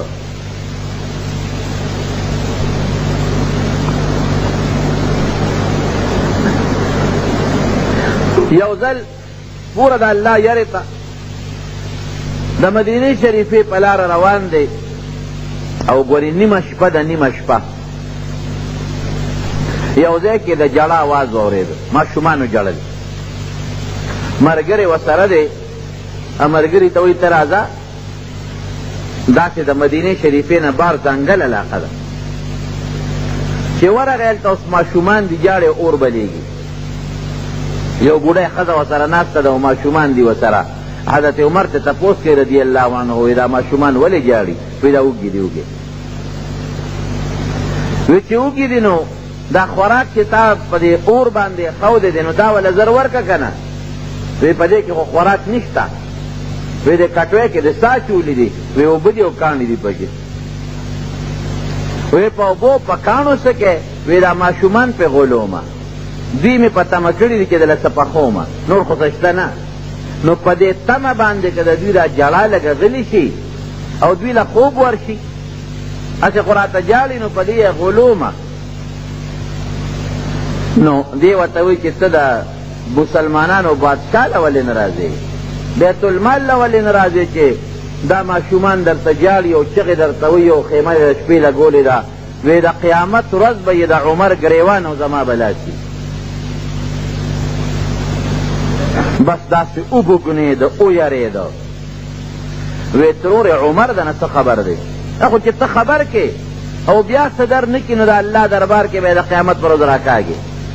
نو چې تی خبر نه کې نو اده نه څه خبر دی وی چې زمان نه ځان نشي خبرولی بادشاهي ولې کوي چې دی بادشاه وي نو ما نه به ځان خبروي ګرځي به غلام ته وایي شا به رامنډه که دی خو یې پېژنده چې دا عمر فاروق دی لاړ بیت المال ته او د هغه ځای نه یو بوجۍ را ډکه کړه اوړه او ستوان او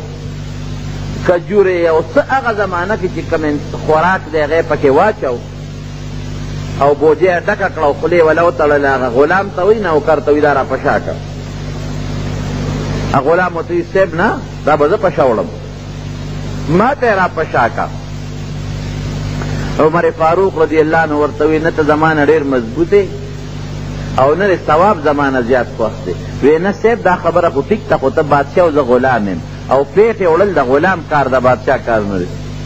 دا به زه وړم وی د قیامت پر ورځ به زما پیټې څوک وړي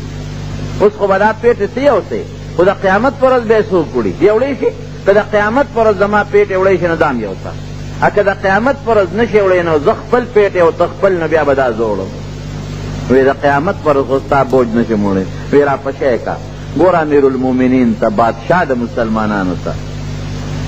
هغه پیټې بوجۍ مې ورپشا کړه نو چې کوم سړی د بوج د وړوني نو هغه ته شی وړل ګراني که نه وی دا بوجۍ درنه وه وی قسم د اوس هم هغه منظر مې په دې سترګو کې دی چې دا خپې به یې کږې وږې تلې راتلې وی په ډېر تکلیف یې هغه بوجۍ یوړل او د هغه ښار نه بار د هغه بوډۍ د خیمې خوا کې وغورځوله وی ما ته وی شا به دا کټوی وینځه اوبه پکې برابر کړه چې د ماشومانو له خوراک برابر کړو وی کټوی مې برابر کړه په هغه کټوی کې د زیتون تیل واچول اوړې پکې واچول کجورې مجورې پکې واچول چې سالوا د ماشومانو له پخه کړي وی اور هم بلاو اور نه بلېده مړ شو راته نو وی مې چې صاحب دې خوا شه چې زه دا اور بل کم وی اخوا شه دې اور ته وی ګرمي ده چې دې خوا شه لوګې دی وی ما ورته وی چې دا لوګیری او د قیامت لوګي سره به څه کوو او ما ته وایي چې دا اور د دې نه خو مې خوا کوې خو د قیامت اور سره به څه کوې وی قسم دی هغه اور له به پوکې ورکو وی اوسم زما هغه منظر په دې سترګو کې دی چې د هغه د هغه ګڼې ګیرې نه به هغه د اور هغه لوګې پورې را پورې ورته راوته او د لوګي د لاسه یې دا سترګې د اوښکو نه ډکې وې وی هغه حلوه په خکړه او تیاره یې کړه او هغه ماشومانو ته یې کېښوده وی ما ورته وی صاحب زه چې ځو نه وی صبر وکړه دا ماشومان مړو دا ماشومان یې په خپل لاس باندې ماړه کړل وی بیا مې وی صاحب زه چې ځو وی صبر وکړه دا ماشومان په جلا مې لیدي دي چې دوی په خندا شي نو هله به ترې ځم چې د قیامت په ورځ دا بوډی ما د الله دربار کې راکاږي چې زه خو الله ته کم از کم دومره ویلی شم که نه وی چې ماشومان مالو شو یو بل سره په خندا او په لوبو شو نو یې مونږ را روان شو نو یې بیا ورته عمر فاروق هغه بوډی ته وایي چې بوډی سار له بیت المال ته راشه امیر المؤمنین ته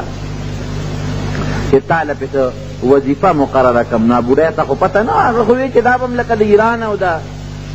روم د بادشاهانو په شان بادشاهي ما به یا څوک ورپرېږدي یا نه وی بادشاہ ته به ما څوک پرېږدي وی ته راشه تر وویل ته به زه موجود یم خدای به خیر کړي نو چې را رخصتېدو نو هغه بوډی ورته دعا وکړه وی بچې وی د بادشاه سره ته مناسب یې عمر مناسب نه دی وی خدای دې عمر د بادشاه نه لرې کړي او تا دې الله د هغه پسې کښېني همدته دعا کوي وی روان شو دی سار وختي بوډی مجلس لراله دربار لګېدلی دی څه دربار به مسجد نبوي کې به دقسې په مصلی د پاسه ناست و صحابه به ورته ګېټ چاپېره ناست و د خلکو فیصلې به یې کولې دی دربار و بوډی راله چې څنګه رانږدې شو تپوس یې که امیرالمؤمنین کوم ځای دی وی دا په مصله کې ناست دی چې رانږدې شو ویې کتله خو یې د شپې لیدی بس پوه شو چې دا خو همغه سړی دی چې بېګا پې ما بوج راوړی دی ما له اور بل کړی دی پوکي لوګي ته والي دي زما ماشومان یې ماړه کړي دي هسې نه سزا رانه کړي او د عمر فاروق خو ډېر روب او دبدبه م وه بوډی زر رستو شوه صحابو ته یې راوینېدې را مخکې کړې ورته یې وې وایه ترورې چې څه دې مقصد دی وی ګوره ښه وي زه خو د ټولو نه مخکې دا معافي غواړم چې بېګا په تا ما څومره زیاتې او څومره ظلم کړی دی وی نه بوډی معافي مه غواړه دا ستا حق و ستا د بچو حق و وی یو خبره درته کومه اوس چې د قیامت په ورځ د الله په دربار کې ودرېږي اوس به څه وی بس دا راته ووایه د قیامت په ورځ چې د الله دربار کې تا ودرېږم نو عمر به د دې ګریوان نه رانیسم او الله ته به یې مخامخ کوم اوس به څه وی اوس به وایم چې یا الله په مخ د ځمکه که ما انصافدار او عادل انسان لیدلی دی نو هغه عمر فاروق دی او خدای زره دې خبرې کوئ کوم چې په نیمه شپې زما وږي بچي یتیمانان بچي ماړه کړي دي او په دا خپله شی وله بوجۍ راوړی د بیت المال نه ورته مستقل رزق مقرر کړه میاشت په میاشت تاله او ستا بچو ته تنخوا به میلاویږي راځي به دا د الله یری ګورې د هر چا دا خوږه او دا پسته او نرمه بستره خوښوي د هر چا خوب خوښي یو ځل د مدینې منورې په کوڅو کې روان دی بار ووت چکر به یې لګو داسې باروبار یو خیمه لګېدلې ده او د هغه خیمې نه د فریاد اواز راځي فریاد داسې زبیرګي ترې راخېږي ملګري ته وایي ته راځه داسې معلومیږي لکه چې د خیمه کې څوک مریض دی چې ورلل یو سړی دی په خیمه کې دننه بار کېږي او په ډېر لوی تکلیف دی او ځان ته یې ډیوه او شمه بله کړې ده سړیه څوک یې وی میلمه یم دلته څه کوې بس شپه را باندې راغلې ده او دې خیمه کې دا مې دلته خیمه لګولې ده وی دا فریاد او دا زبیرګي چې اورم دا څه شی دی وی دا زما کور والا بیماران دي په دې خیمه کې دننه دي څه تکلیف دی ورته وی د ماشومانو د پیدایش بیماري ده نو وی څوک ورسره شته وی څوک نشته وی د خوراک مراک څه انتظام وی هېڅ نشته مسافر یم غریب یم مسکین یم دی خو یې نه پېژن کور یې منډه کړې کور ته لاړ بیبي ته وایي ښځې د خوبه یې راپاڅوله وی د الله د رضا دپاره به یو خدمت وکړی شي د یو مسافر او د یو بېکسه او بېڅوکه خدمت دی اوس د شپې ښځه او ښکل دا ښه خبره نه ده دا خدمت به وکړی شي ګوره الله به دله جنت درکړي الله به د جهنم د ورنو ساتي او چې د یو مسلمان تکلیف دې پورته که نو د قیامت پر ورځ به الله ستا نه ډېر لوی تکلیف پورته کړي. نبی علیہ السلام مبارک فرمایي که نه حدیث دی، چا چې د یو مسلمان نه د دنیا یو رکوټی مصیبت لرې که، د دې انسان نه به الله د قیامت د ورځې غټ مصیبت لرې کړي. نو بی بی ورته وایي امیر المؤمنین چپ څه شوی دی؟ چا به وایه د آخرت د ثواب او د الله د رضا کار دی، ته ما ته حدیث بیانې او منتونه راته کې، چل څه شوی دی زر راته وایه.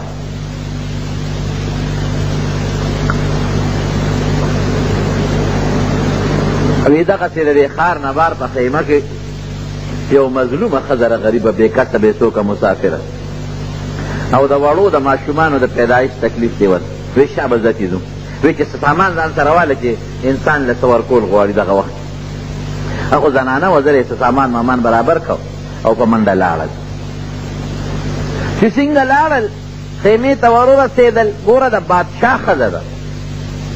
او د کم بادشاه د امیر المؤمنین عمر فاروق رضی الله عنه بیبي ده او د دایي خدمت ته یې یعنې دغه ځای کې ډېرې نورې ښځې به وې چې هغې ته یې ویلې وې چې یو ښځه هله شا به راله راپاڅوه چې بویه ځو ویلېږو نه، د خپلې ښځې نه د دایي خدمت اخیستل او چې د مسلمانانو بادشاه وي. رونو وایه استاد هغه چا هغه څوک دا کار کوي چې په زړه کې د الله یره وي، چې په زړه کې یره نه داسې څوک کولی شي نشي کولی. نو سړي ته وایي وروره بار راوځه. وی ولې؟ وی ما دا کور والا راوستل چې ستا د دې ښځې خدمت وکړي. وی ښه. سړی یې بار راوویسته او عمر فاروق خپله بیبي وردن نه کړه.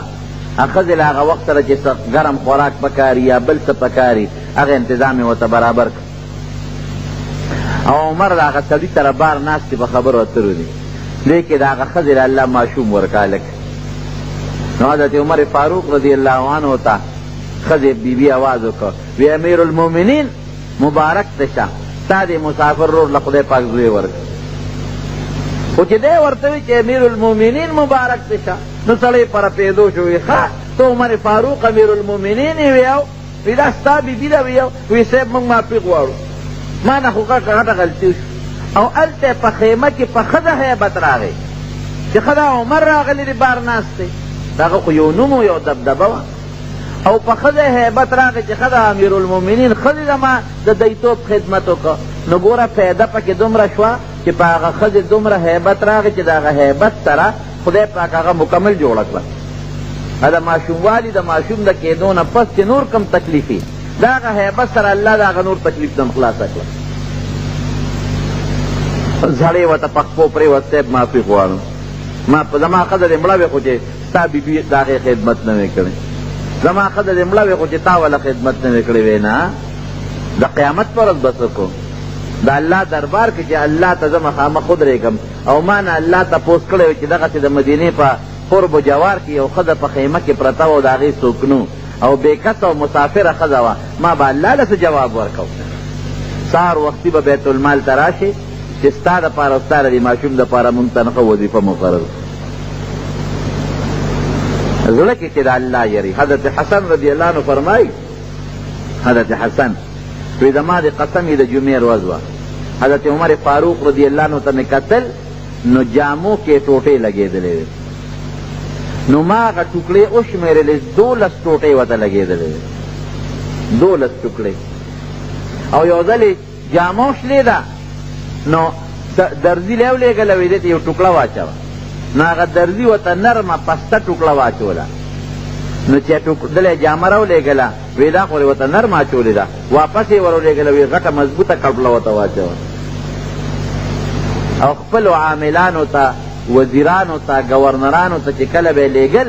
نو دا به ورته نصیحت کو چې ګورې ته خو لاړې د پلانکۍ علاقې گورنر مې کړې خو ګورې نری جامې به نه اغوندې غټې به اغوندې، معده ډوډۍ به نه خورې د کلک وړو ډوډۍ به خورې. دوه شو. او دریم دا دی چې په ځان به څوکیدار نه مقرره چې هر وخت د مسلمان اجت او تا ته را رسېدی شي، څوکیدار به نه مقرره. نو په بصره کې یو گورنر مقرر کړی و، عیاض یې نوم و، د هغه متعلق یا شکایت وکړه چې ځان ته څوکیدار مقرر کړی دی چې کله یې خوښ ځان ته خلک پرېږدي او چې کله یې خوښه نه پرېږدي. محمد ابن مسلمه رضی اللہ عنہ بولو بیت اللہ چې پورا تحقیق وکنه بیا مال راشي هغه لاړ چې معلومات یې واخیستل راغی وی امیر المؤمنین خبره رښتیا ده ځان ته څوکیدار مقرر کړی دی چې کله یې خوښي خلک پرېږدي او چې یې خوښه نه پرېږدي وی ډوډۍ څنګه ده وی د معدې ډوډۍ خوري وی جامې څنګه ده وی نری باریکه جامه اغوندي سوال جواب یې ورپسې وکړو ته ما معزول کړی راشي د ګورنرۍ نه یې مات که بل ګورنر یې مقرر او چې مدینې منورې ته یې راوسته ورته وی ښه ته مسلمانانو ګورنر مسلمانان به غټې جامې اغوندي درنې او ته به نری باریکې جامې اغوندي مسلمانان به څه غوړه خوري او ته به د معدې ډوډۍ خوري او تا ته د مسلمان چې اجت شي نو ستا څوکیدار به ولاړي کله به یې پرېږدي او کله به یې نه پرېږدي ته ما د ګورنرۍ نه مات کړې او اوس به داسې کې چې نری د شړۍ جامې یې وله ورکړې دا شړۍ چې که نه دا ویښتو والا هغه سړی ګرۍ ځکه خو د ویښتو وي که نه دوه څادره یې ورکړې دا واغونده را خپلې جامې دې لرې کړه او ګډه چیلۍ یې وله ورکړه او کونټه یې ورکړه وی لاړ شه صحرا ته او دا ګډه چیلۍ سره وه چې یو میاشت په سترګو نه وینم چې د وجود نه دا کبر وباسم ته به د قیامت په ورځ الله له څه جواب ورکړې او عمر به خدای له د قیامت په ورځ څه جواب ورکړي چې د بصرې والي یې هغه سړی مقرر کړی دی چې د قوم جامه یو شان وره د بل شان ده د قوم ډوډۍ یو شان وره د بل شان ده او ځان ته څوکیدار مقرروي نو په خپله 12 ټوکړې به په جامه کې حضرت حسن رضی الله عنه فرمایي ما وشمېرلې 12 ټوکړې ورته لګېدلې او ټوله شپه به د الله تعالی عبادت کو ټوله شپه جړل دی او چې کله به پېشمني شو نو بیبي او د کور خاوندان به یې پاڅول وامر اهلک بالصلاة واصطبر علیها دا آیاتونه به یې لوستل او ټول به یې پاڅولي پاڅېږه تهجد وخت دی چې تهجد وکړي مصر چې کله فتح شو شام او د مصر د علاقې نو د مسلمانانو چې هلته کې کوم والي دی ګورنر دی حضرت عمر فاروق رضی اللہ عنہ عمر بن العاص رضی اللہ عنہ عمر فاروق رضی اللہ عنہ پسې سوال جواب ولیکه چې صاحب شام ته راشه شام د مسلمانانو په قبضه کې راغی او شام فتح شو شام خو بیت المقدس پکې لوی جومات دی او د ډېرو پیغمبران او یا پکې پیغمبران دفن دي او د مسلمانانو دپاره لویه خوشحالي وه چې زمونږ قبله اولا فتح شوه او د مسلمانانو په قبضه کې راغله نو عمر فاروق رضی اللہ عنہ د ډېرې لویې قافلې سره شام ته روان شو په لاره ځي مزل زیات دی او اوښان کم دي وی 2 کسان په یو اوښ باندې سواره شي 2 کسان او نمبر به پې سوردي کوي مثلا 2 میله په یو سوري بل به ښکته رواني چې اوښ هم ستړي نه شي بیا په 2 میله بل سوري بل به مهار نیولي په لاره به رواني قافله روانه شوه حضرت عمر فاروق رضی اللہ عنہ ځان سره یو غلام ملګری کوي هلکه ته به ما سره دی نو چې په لاره څنګه عمر نمبر راځي او کوزیږي غلام ورته امیر المؤمنین څه کوي وی بس اوس ته سورېږه او پړی به زه نیسم وی صاحب ما شرمې ما بېعزته کې دا خلک به څه وایي زه ستا غلام یم ستا نوکر او خادم یم نو صاحب تاسو به بره ناست یې او اوښ به زه چلو زه به د اوښ پړی به ما نیولي وی نه ته مسلمان نه ته انسان نه څه زه ستړی ته ستړی کېږې زه ستړی کېږم ته نه ستړی کېږې څه غلام ورسره په جګړه دی وی نه دلته خو ټیک ده چې زه امیر المؤمنین یم خو د قیامت پر ورځ به زه امیر المؤمنین بیا ګورې نه یم دلته د مسلمانانو بادشاه یم او د قیامت په لوی میدان کې بیا به زه د مسلمانانو بادشاه نه یم الله له به څه جواب ورکوم هغسې چې څومره مزل به عمر په اوښ کو او پړی به هغه غلام نیولی و هغومره مزل به بیا غلام یې بره په اوښ باندې به سور کو او پړی به عمر فاروق نیولی او بس کې څوک داسې چې خپل نوکر په ساوري باندې سور کړي او پړی ده نیولي او وی امیر المؤمنین عمر فاروق غوندې سړی شام ته ورسېدل کافي مزل دی چې شام ته نږدې شو د شام یهودیان او عیسایان ټول استقبال لروتی دي او نوم خو یې خلقو اورېدلی چې حضرت عمر د یو روب او د دبدبې خاوند دی نو تماشې له هم ډېر خلک راوتي چې موږ دا عمر ووینو چې دا لاسین سړی دی اتفاقا چې شام ته کله داخلیږي قافله دغه وخت کې د عمر نمبر په دې راغلی دی چې د اوښ پړی به نیسي او غلام به زورېږي. نو عمر فاروق راکوز که غلام ته یې بره خېږه خو زما نمبر دی. غلام ورته خدای دپاره امیر المؤمنین دا خو مونږ دار شام ته داخلیږو دا خلک ستا استقبال لره ورته دی. نو دا خو ډېره زیاته بده خبره ده چې د اوښ پړی تا نیولي او زه پرې د پاسه سور یم. ځکه په لار هم دا چل وکړه نو خیر دی، لیکن دلته به دا چل نه کړو. دا خلک به څه وایي مونږ به بېعزته ښکاره شو. دا مسلمانان به ډېر وایي به چې ښه د دوی داسې امیر المؤمنین دی بادشاه دی چې غلام په اوښ ناست دی او پړی ده نیولی دی. ورته یې ویې ګوره د انصاف کار به کوو، بې انصافي به نه کوو. انصاف دا دی چې نمبر زما دی. خلکو هم ورته مینت وکړه، زاري ورته وکړه، وزیران ټول چې صاحب دا زمونږ بېعزتي ده، دا ستا بېعزتي ده، د مسلمانانو بېعزتي ده او د خدای دپاره ته سور شه او پړی خیر دی دا غلام نه بل څوک به ونیسي. وی داسې کېږي نه. هغه غلام یې په اوښ باندې سور کړ او د پړی نیولی. د مصر په لاره چې کله پاشاهرا باندې ور داخل شو هلته یهودیان او عیسایان دي چا سره کتابونه دي ورته ګوري چې یاره وګورو چې زمونږ په کتابونو کې د مسلمانانو د دریم خلیفه د دویم خلیفه د عمر فاروق کوم صفتونه دي چې هغه په ده کې شته او که نشته چې مونږ ته پته ولګي. ځکه چې په پخوانو کتابونو کې د نبي علیه السلام او د هغه د څلورو غواړو ملګرو مکمل صفتونه موجود دي. مونږ ګورو چې دا هغه دی او که نه دی. نو چې دې سنګ په هغه شهرا په هغه لویه لاره ور مخامخ شوه یهودیان عیسایان یو بل له مبارک وی مبارک شی وی دا هغه عمر نه دی، دا په اوښ باندې چې زور دی. وی دا مخکې چې را روان دا ستاسو امیر المؤمنین اوښ دی وی دا هغه نه دی. وی زمونږ په کتابونو کې چې د مسلمانانو د دویم خلیفه کوم صفت راغلی دی هغه په ده کې نشته. د مصر بادشاه ورته وی دا د اوښ پړی چې نیولی دی دا بادشاه دی زمونږ، دا چې سور دی دا نه دی، د اوښ دا پړی چې نیولی دی چې هغې کتابونو ته وکتل او ده ته وکتل وی قسم نه چې همدغه سړی دی. د مسلمانانو دویم خلیفه د نبي علیه السلام دویم ملګری هغه همدا سړی دی. صرف د عمر فاروق په لیدو باندې پروردګار د دنیا یهودیان او عیسایان مسلمانان کړل، صرف په لیدلو باندې. بیا چې کله مصر ته ننوت د شام ته سهار له د جمعې ورځ ده او په بیت المقدس کې به عمر فاروق د جمعې تقریر کوي، خطبه ووایي. د دنیا خلق راغلی دی او ناست دی. د مصر چې کوم گورنر دی هغه وله جامې راوړې خشته مزېدارې ښکلې. وی حضرت چې کله ولامبې دا خشته ښکلې جامې واچو، دا پاکې مزېدارې مې درې نوې جامې راوړې. وی دا ولې؟ وی ځکه یهودیان به راځي، عیسایان به راځي، د هغوی عالمان او پوه خلک به راځي، تا نه به تپوسونه هم کوي او تا سره مجلس به هم کوي. نو چې تا خسته جامې چولي صاحب دا جامې د ټولې ټوکړې ورته لګېدلې دي نو که خبره نه ده. ورته وی نه، وی دا جامې د رقم ځای نه راوړې. وی دا صاحب د بیت المال، وی د بیت المال به زما دی، د عمر دی او که د عمر د پلار دی. د قیامت پر ورځ به الله له څه جواب ورکوم. ستا خپلې جامې شته چې ما ته وبخې؟ وی صاحب زما خو دا یوه جوړه دا چولې مې ده. وی د بیت المال مال به ماله نه راوړې، زه یو څه. وی چې دې جامو ترې ټوکړې لګېدلې دي،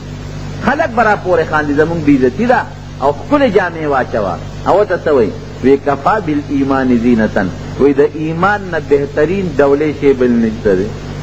جامه به خپل کار کوي، جامه که هر څنګه ده خو چې سړی د ایمان په جامه باندې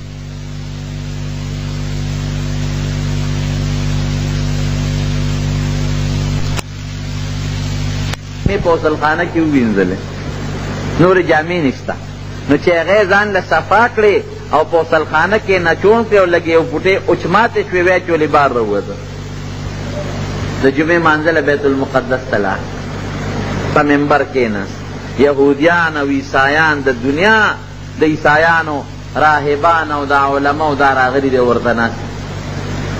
ډېر ښایسته تقریر و او هغوی چې ورته ګوري د جامو ته او د خپلو کتابونو هغه لیک ته ګوري چې زمونږ په کتابونو کې د عمر کم صفت دی هغې ته ګوري نو حیران دي. چې مونځ شو د مانځه نه پس راغلل تپوسونه یې ترې شروع کړل. حضرت عمر فاروق رضی الله عنه ورته د یو عالم له د یو راهب له ډېر په اطمینان جواب ورکوي. په دغه مجمع کې چې څومره په زرګاو یهودیان عیسایان پروردګار ټول مسلمانان کړ. هغه عیسایان او یهودیان چې مسلمانانو ته به دین ستاسو درست نه او زمونږ دین ټیک دی او داسې دي داسې دي.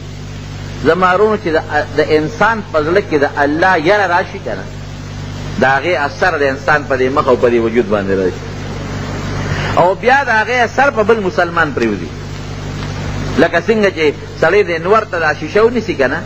نو که ستاسو خیال وي په دې شیشه کې د انور هغه شعا راشي نو په دې دیوال باندې چې لګی نو پړق غوندې کوي. دقه رنګې د دې ایمان تعلق د الله سره دی. نو د چا په زړه کې چې د ایمان رڼا راشي او د الله یره راشي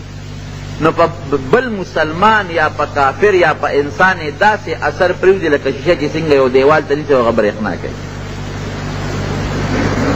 زمونږ په خبرو کې اثر نشته. ولې؟ زړه کې د الله یره نشته. زمونږ وینا نه په مونږ اثر کوي او نه په بل اثر کوي. ولې؟ د زړه یره نشته. که د زړه یره وي نو بیا به په مونږ هم اثر کوو په تاسو باندې به هم اثر کوو. پلار زوی ته لګیای نصیحت کوي، استاد شاګرد ته لګیای نصیحت ورته کوي، مشر کشر ته لګیای نصیحت ورته کوي. یره وی په خبرو کې مې اثر نشته. وی ډېر نصیحت مې ورته وکړو په دې بچي اثر ونه کړ. دا د یرې دا د زړه د درد نه خبره نه چې کله د زړه د درد نه خبره د زړه د یرې نه او د هیبت نه او د درد نه راووته قسم دی هغه په کشر مسر کوي او هغه په بچي باندې مسر کوي. هارون الرشید یو بادشاه تیر شوی دی، مشهور بادشاه و. نو دا خبره مې دې پورې کوله چې د حضرت عمر دا چې سکول په زړه کې د الله یره پرته ده، یره خوف خدا. یو ځل وی که دا ټول خلق الله جهنم ته وبخي ټول مخلوق او الله اعلان وکړي د قیامت پر ورځ چې دا ټول ما وبخل جنت ته دي. شیطان هم مثلا وبخي هېڅوک پرې نه دي. خدا اعلان پکې وکړي چې صرف یو کس به دوزخ ته ځي او باقي به ټول جنت ته ځي. یو به وایي څوک وي چې څومره مخلوق دا ټول تر شیطانه پورې الله وبخي. مثلا مثال فرض باندې خبره چې دا ټول مې وبخل خو یو کس به جهنم ته ځي. وی دا به څوک وي؟ وی دا به عمر وي، وی دا به زه یم. دا دونه من الله نه یره ده. او که الله تعالی اعلان وکړي چې دا ټوله دنیا د جهنم ته ځي او صرف یو کس به جنت ته ځي، وی دا به څوک وي؟ وی دا به عمر وي. چا ورته دا ولې؟ وی یره مې د الله نه په زړه کې ډېره ده چې هغه یرې ته ګورم نو دونه مې په زړه کې یره ده چې زه که ټوله دنیا جنت ته ځي او یو دوزخ ته ځی به ځم. او د الله د رحم امید مې په زړه کې ډېر زیات دی. بل طرف ته چې د الله رحم ته ګورم نو یم چې ټوله دنیا دوزخ ته ځي نو د الله هغه رحم به په مې زه به جنت ته ځم. زمونږ د طالبانو ته رجا او خوف وایي، یره امید. نو ړکې به را دواړه ساتې، هم به د الله نه امید ساتې چې یاره زه مسلمان یم، الله زه د مسلمان مور او پلار نه پیدا کړم، الله زما په ژبه ښکلې کلمه جاري کړله، په مسلمان وطن کې پیدا کړم، مونځ وله کوم او دس کوم. نو انشاءالله د الله نه مې تمه او امید شته چې ما به الله وبخي او جنت ته به مې ولیږي. خو ګورې ځان به بې مهاره اوښ هم نه ګرځی، پرانستې غویانو غوبل چې به چې د یاره خو چې څه کوم نه کوم به نه، په زړه کې به د الله یرم ساتې. یاره شیطان شته، نفس شته، ورپسې د قبر عذاب شته، د الله احسانات را باندې ډېر دي. زما مونځ به څه مونځ دی، زما روجه به څه روجی، که دې خوا ته عبادت کوم اخوا غیبت کوم، که دې خوا نیکي کوم اخوا کنزل کوم، اخوا پردې حق. نو د الله یره به هم په دا زړه کې ساتې. دوه خبرې، هم د الله نه یره او هم د الله نه تمه. هله به ته کامل مسلمان یې. هارون الرشید بادشاه ښځه او زبیده نومې دی. زبیده دی د تره لور ده او ډېره نیکه بیبي ده، پرهېزګاره پاک دامنه ښځه وه، د ډېر دولت خاونده وه. کله چې دا به مکې مکرمې ته تله حج له، نو دې به اعلان وکړو چې کله چا حج ته زړه کېږي هغه خلک چې خپل وس یې نه کېږي غریبانان یې، نو هغه دې راشي مونږ سره د نومونه ولیکي. نو په زرګونو خلک به رالل، ښځې او سړي نومونه به یې په رجسټر کې ولیکل، نو ځان سره به یې حج ته روان کړل. نو د دغې حج خرچه چې څومره د دې خلکو دا به زبیدې د خپل جیب نه برداشت کوله، د بیت المال نه نه، خپله مالداره ښځه وه دا خرچه به هغې برداشت کوله. او ډېره ښکلې ښځه وه د هارون الرشید ورسره مینه ډېره زیاته وه، ډېرې ورسره محبت. یو خوب یې لیدی و داسې خطرناک غوندې دې ځای ته نشم ویلی. بیا علماو د هغه خوب تعبیر وله ورکړه چې ستا نه به الله یو خدمت اخلي او خدمت به دی په مکه مکرمه کې خو به نه وي بغیر د زمزم نه، نو وی تا نه به الله دا خدمت اخلي چې ته به یو نیر راولې مکې مکرمې ته او مکه مکرمه او د هغې ګیر چاپېره خلک به پې سیراب کې. نو صاحب په هغه زمانه کې یو نیر وکنسته. هغه نیر د عرفات په یو غر کې راوتی دی او مکې مکرمې ته را رسېدلی دی. اوس هم د هغې نښې شته چې څوک حج له عرفات منا ته لاړ شي د هغه نهر زبیده د هغه نیر اوبه پکې نشته، اوس وچې شوي دي خو د هغې نښې نښانې شته دي. او عجیبه هغه زمانې انجینیرۍ ته چې وګورئ حیران به شئ، ځکه چې بعضې ځمکه ښکته ده غرونه دي که نه او بعضې اوچته ده او په داسې طریقې هغه نیر راوستلې ځکه نیر چې ډېر یو ځای کې ښکته شي نو بیا خو بره نه شي ختلی. کله یې ورته بعضې ځای کې ډکون کړی دی، دیوالونه یې ورته والي دي، غر یې ورته تراشلی دی او په داسې ځای نه دا نیر تر ننه پورې د دنیا انجینیرانو دا معلومات ونه کړی شو. څومره غټ ساینسدانان دي چې دا نیر په دې غر کې راوتلی چې د اوبه راغلي د کوم ځای نه دی، دا د کوم ځای نه راغلي دي، هېڅ پته ونه نن پورې چا ونه لګوله. ډېرې زمانې پورې دا نیر بیده او خلکو به ترې فایده عرفات کې او په منا کې او په مزدلفه کې او په مکه مکرمه کې به ترې خلکو فایده اخېسته. نو د هارون الرشید دې ښځې سره ډېر محبت او مینه وه. یو ځل دواړه د شپې یو بل سره لګیا دي ګپ شپ لګی. خاوند ښځې ته غوسه شو نو د ښځې د خولې نه خبره ووته. کوم خاوند چې ښځې سره ازادي کوي نو خامخا د ښځې د خولې نه هم څه ګډې وډې بیا وځي. نو دا ښځه د هارون الرشید ته وایي چې ته خو دوزخي یې، خاوند ته وایي. دا خبره ناروا ده. ښځه به خاوند ته داسې قسمه د بېادبۍ او د بېعزتۍ الفاظ نه وایي، دا سخته ګناه ده. د خولې نه یې وختل وایي ته خو دوزخي یې، جهنمي. هارون الرشید ورته وایي ښه وایي که زه دوزخي نو ته په ما په دریو طلاق و طلاق یې. اوس ترونو د دریو طلاق و طلاق ډېر ګران کار دی، الله دې مسلمانو سره. یو سړی که ښځې له یو طلاق ورکړي هم ګناه ده، ښه خبره نه ده، خو د هغې جوړښت په اسانه کېږي. که دوه ورکړي د هغې جوړښت هم په اسانه کېږي، خو چې درې طلاقه ورکړي د هغې جوړښت په ډېر ګران کار دی، بیا نه کېږي جوړښت، او که کېږي نو ډېر ګران کار دی، اسان کار دی. د خولې نه د هارون الرشید الفاظ ووتل. اوس دیم چې سوچ یې وکړه چې دا د ما د خولې نه څه ګډې وډې ووتې. ښځه هم په ژړا شوه چې دا ما دې خاوند ته څه غولو خوړل. شپه د سهار وختي علما راوغوښتل هارون الرشید ته تپوس چې د دې مسلې حل راته ووایه. ما ته ښځې وې دوزخي، ما ورته وې که زه دوزخي یم نو ته په ما په دریو طلاق و طلاق یې. دې ته معلق طلاق وایي. څه مطلب؟ که دا پته ولګي چې هارون الرشید دوزخي دی ښځه به طلاقه شي، او که دا پته ولګېده چې دې دوزخي نه دی جنتي دی نو بیا ښځه نه طلاقېږي. نو مولیان ورته وایي چې صاحب دا خو داسې مسله ده چې موږ له هم جواب نه راځي. موږ ته څه پته لګي چې ته دوزخي او که ته جنتي. که ته دوزخي خو ښځه په دریو طلاق و طلاقه د قصه دې خرابه شوه، او که دوزخي نه جنتي نو ښځه نه طلاقېږي. نو موږ ته څه پته لګي چې دوزخي جنتي د هغې پته خو یو الله ته لګي. پیغمبر شته نه چې د الله نه تپوس وکړي او موږ ته پته نه لګي. ښځه جدا شوه د خاوند نه ځکه څه پته لګي چې دې دوزخي دی او ښځه طلاقه نه. ښځه هم جاړي او هارون الرشید نه هم خبرې نه کېږي، جاړي. ښځه یې خوښ هم ده او تر لورین ده او خلک هم پریشان دي ځکه بادشاه هم د انصاف بادشاه. دا علاقې چې څومره علما دي، نیکان دي، محدثین دي د هغه زمانې، ټولو سره مشورې کوي خو د مسلې جواب اړو چاته معلوم نه دی. امام شافعي رحمت الله علیه چې دا کوم د مذهب او د فقه لوی امام دی، دغه وخت کې ماشوم و چې دا موږ د چڼې وایو، د 12 کالو. الله وله پویه ورکړې وه، لوی علم الله ورکړی. په لاره روانو تپوس یې وکړو یاره دا خلک پریشانه دي چې څه چل دی. وی دا زمونږ بادشاه هارون الرشید په یو مسله کې ګیر شوی دی او د هغه مسلې حل چا سره نشته، جواب چا سره نشته. وی څه مسله ده؟ وی ښځې ورته وی دوزخي. ده وی که زه دوزخي یم نو ته په ما په دریو طلاق و طلاق یې. اوس دا پته نه لګي چې هارون الرشید دوزخي دی که جنتي دی. که دوزخي خو ښځه به طلاقه یې او که نه نو ښځه به نی طلاقه. وی د دې مسلې جواب خو ما سره شته. امام شافعي صاحب خلقو بادشاه تعالی وی صاحب یو رپورټ طالب دی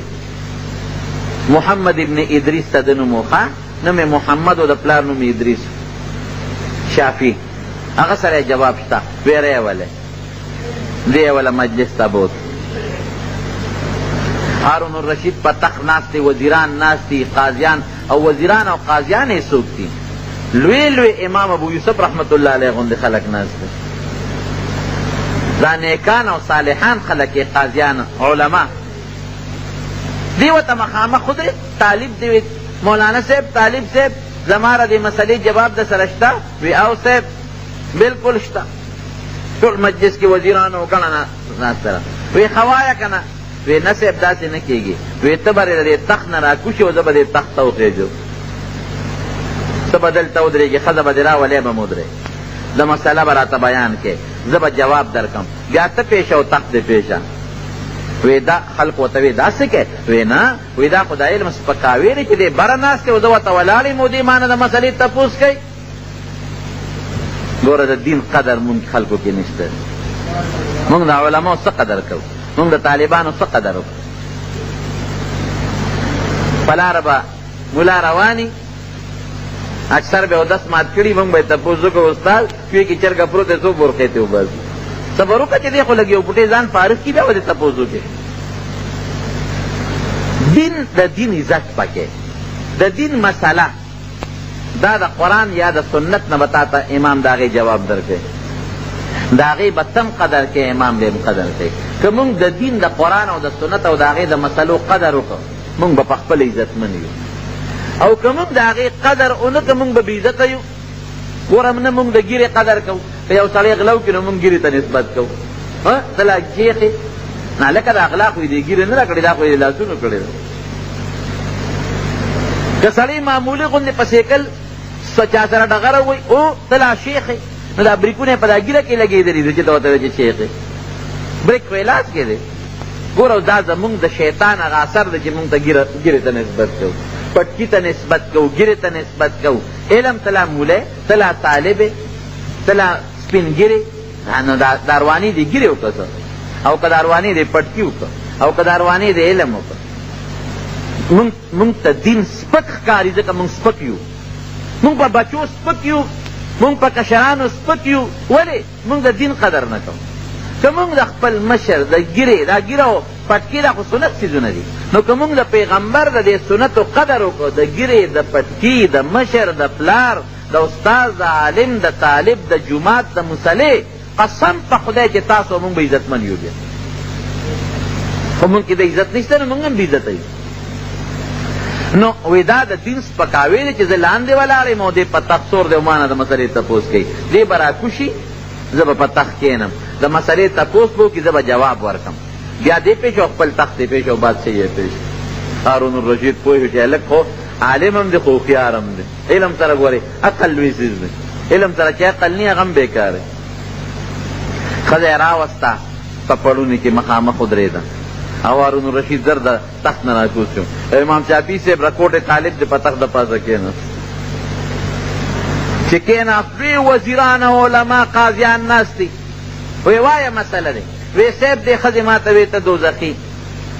ما ورته وی که زه دوزخي یم نو ته په ما په دریو طلاقو طلاق یې. امام شافعي صاحب ښځې نه تپوس وکړو، وی دا خاوند چې دی څه وایي دا ټیک وایي بیبي؟ وی او صاحب بالکل ټیک وایي. اوس دا راته ووایه چې زه دوزخي یم او که جنتي یم چې ښځه طلاقه ده او که نه ده. امام شافعي صاحب ورته وایي هارون الرشید بادشاه له اول خو درنې یو تپوس کوم، وی ستا په زړه کې د خدای یره چېته راځي؟ د الله د یرې نه ته چېته جاړې؟ الله اکبر. او ورته وی صاحب هره شپه، وی دا خبرې خو پټې دي، خو هره شپه زه الله ته جاړم، او داسې جاړم په سلګو چې خدای لوی رعیت ترې راکړی دی، او د قیامت پر ورځ ته ما نه زما د دې قوم تپوس کوي، زه به تاله څه جواب درکړم. یا خدای چا سره ظلم ونه کړم، یا خدای څوک د لوږې مړه نه شي، یا خدای څوک نار مړه نه شي، یا خدای څوک ښځه بې پردې نه شي، خدای څوک په چا زیاتي ونه کړي. دا تپوس خو به ته مانه د قیامت پر ورځ کې الله تعالی به څه جواب درکړو؟ وی ټوله شپه تر پېشمني پورې خدای ته جاړم. وی ښه؟ وی او وی زه ښځه نه طلاقه، زه بوزر ستا ښځه هغه ځای نه پې علماو راودانګل، هلکه طالبه دا مسله ده کوم ځای نه راوویسته؟ د خدای نه جاړې او جاړم او ښځه نه طلاقه. یو بالکل د قرآن شریف د دې آیات نه مې راوویستا ولمن خاف مقام ربه جنتان. الله وایي چې د چا په زړه کې د الله یره راشي دا جنتي وي. الله به له په جنت کې برق برق باغونه ورکوي. نو دې هره شپه الله ته جاړي په زړه کې د الله یره پرته ده. نو چې په زړه کې د الله یره پرته ده خو جنتي شو که نه؟ زه نه وایم الله وایي د خدای کتاب وایي. نو چې دې جنتي ده خو وایي که زه دوزخي یم نو خدای په ما طلاق کوي. مونږ ته خو د جنت او دوزخ پته به ردې نه لګي. لکه ګوره لوګي چې کم ځای کې وي نو تا ته پته لګي چې لاندې اور دی. داسې ده که نه ده؟ لوګي خو بغیر د اور نه نی. تا چې یو ځای کې وي نو ته به دا یا انور دی او یا دا اور دی. یخوالی چې کم ځای کې وي ته به چې دا واوره ده. د دې نه مو پته لګي.